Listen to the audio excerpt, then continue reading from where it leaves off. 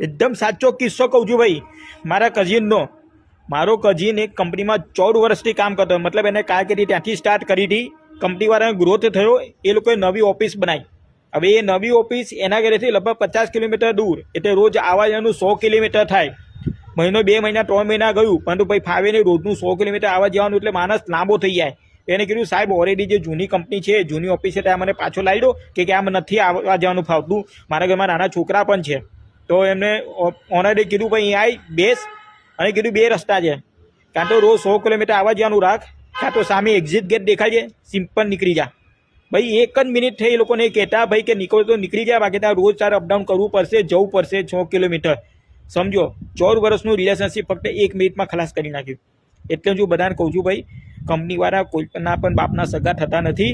એટલે ભાઈ છે ને, સગા બનાવવાની કોશિશ અને બનાવવાની કોશિશ નહીં કરવાની. ગમે ત્યારે લાત મારીને ગધેડાની જેમ બહાર કાઢી મૂકશે, તમને ખબર બી નહીં પડે. એટલે જેટલું થાય એટલું કરો, બાકી તેલ પીવા જાય, બાકી છેલ્લે તો યુ આર ફાયર.